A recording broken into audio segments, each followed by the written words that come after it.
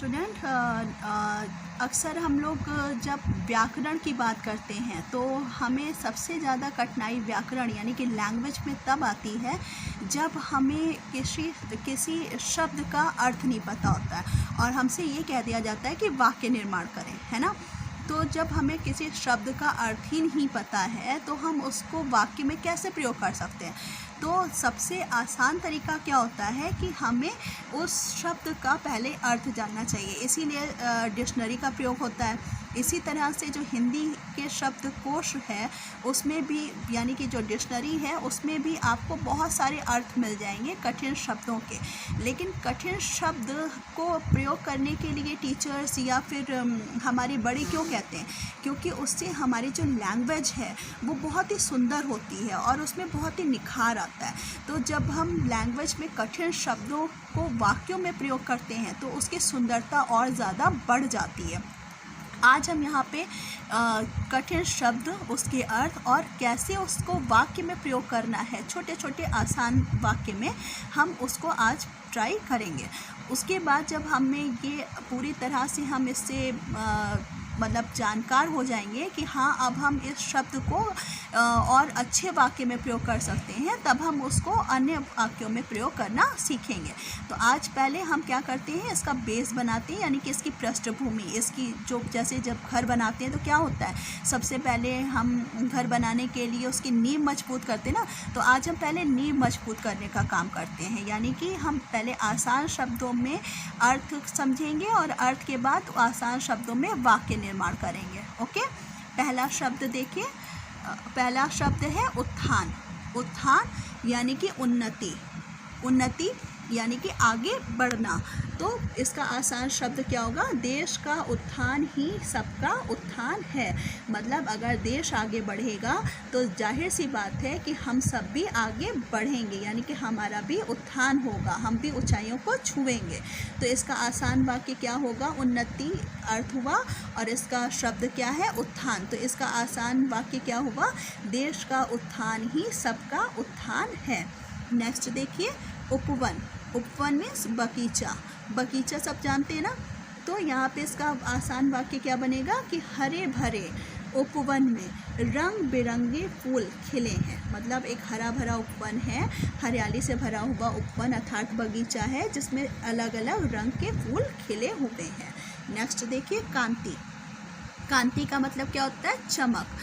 तो चमक हर चीज़ की आकर्षित होती है, चाहे वो सोने की चमक हो और चाहे वो सूर्य की या चंद्रमा की चमक हो। तो चमक क्या हो, चमक का क्या शब्द है, इसका कठिन शब्द क्या है, कांति। अब हमसे कह दिया जाए कि कांति पे शब्द पे वाक्य बनाओ, तो हमें जब यही नहीं पता है कि कांति का मतलब क्या होता है तो वाक्य कैसे बनाएंगे। तो कांति का मतलब क्या होता है, इसका अर्थ क्या होता है, चमक। अब इसका वाक्य हम आसान सा कैसे बनाएंगे, जैसे हमने ले लिया कि सुधा के मुख की कांति देखते ही बनती है।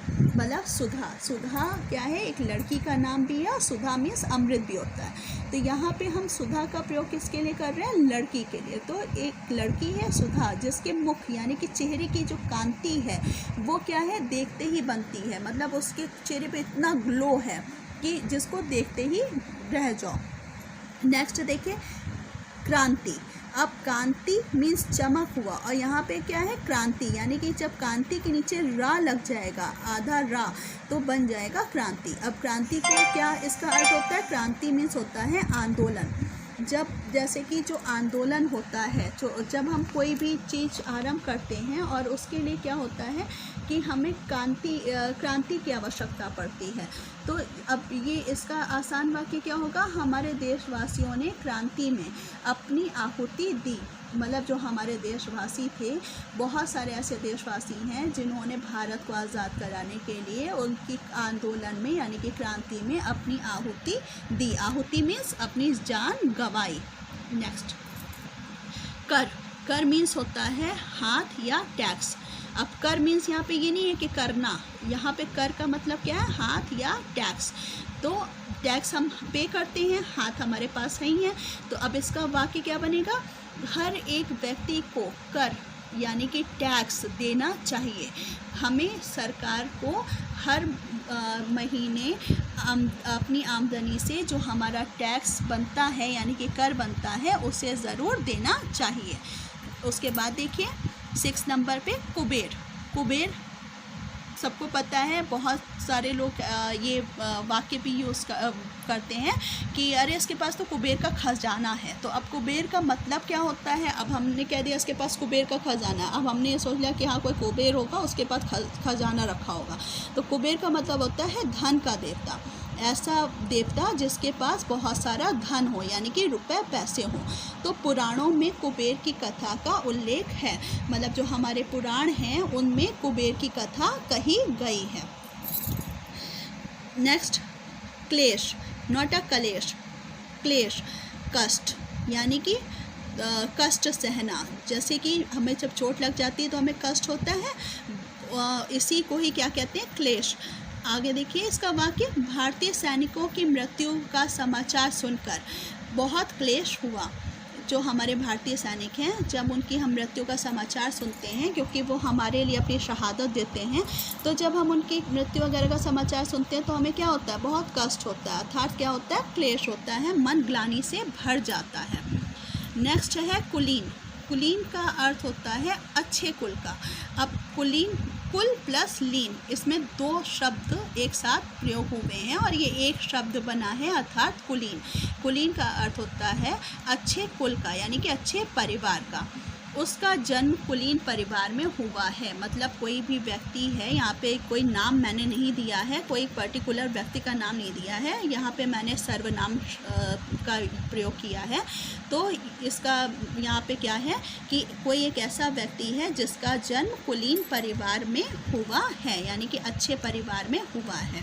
खारा, खारा मीन्स होता है विशुद्ध। विशुद्ध का अर्थ होता है जिसमें कोई भी मिलावट ना हो, बहुत ही साफ़ सुथरी चीज़ हो, तो वो कहलाता है विशुद्ध। सरिता की बात पूरी तरह खरी उतरती है। सरिता नाम की एक लड़की है, सरिता को नदी भी कहते हैं। यहाँ पे सरिता स्त्रीलिंग में प्रयोग हुआ है यानी कि नदी में प्रयोग हुआ है और नदी भी स्त्रीलिंग है। यहाँ पे सरिता नामक लड़की की बात हो रही, तो सरिता की बात पूरी तरह से खरी उतरती। सरिता ने कोई बात कही होगी तो वो बात पूरी तरह से खरी उतरती, मतलब वो बात विशुद्ध है, मतलब उसमें कोई भी मिलावट नहीं है। वो कोई भी बात कहती है वो बहुत ही विशुद्ध साफ़ सुथरी बात है। आ गया समझ में? नेक्स्ट देखिए गगन भेदी। गगन प्लस भेदी, इसमें भी 2 शब्द एक साथ मिले हैं और यहाँ पे एक शब्द बना है गगन भेदी।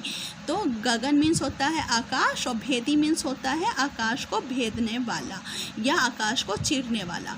तो जैसे कि यहाँ पे आप देख रहे हैं भीम का क्रोधपूर्ण गर्जन गगन भेदी था, मतलब भीम, महाभारत सबने देखी है, महाभारत का प्रसारण भी टीवी चैनलों पर हो रहा था। तो जो इसके जो करैक्टर हैं यानी कि इसका जो चरित्र है भीम, जब वो क्रोध में भर गए, मतलब क्रोध मतलब गुस्से में जब भर गए, तो उनका जो गर्जन था, उनकी जो आवाज़ थी वो क्या थी? गगन भेदी थी, वो आकाश को चीरने वाली थी। तो इस तरह से हमने क्या करा, आज हमने ये सारे जितने भी कठिन शब्द हैं उनको हमने पढ़ा है, उनका अर्थ भी पढ़ा है और कैसे आसान वाक्यों में हम इससे प्रयोग कर सकते हैं ये भी पढ़ा है। अब इसमें सबसे ध्यान देने वाली बात ये है कि वाक्य बहुत लंबे नहीं होने चाहिए, हमें अपनी बात संक्षिप्त रूप में कहने के लिए प्रयास करना चाहिए। बहुत ज़्यादा बढ़ा चढ़ा के बात को नहीं कहना चाहिए क्योंकि उसका प्रभाव भी अच्छा नहीं होता है, ना लिखित रूप में और ना ही व्याख्यान रूप में। तो कोशिश हमें क्या करनी है, इसका सबसे मेन जो समझाने का मकसद है वो ये है, हमें कोशिश ये करनी है कि वाक्य बहुत ही छोटे छोटे हों, सधे हुए हों और केवल एक ही मतलब लाइन में वो वाक्य ख़त्म हो जाए।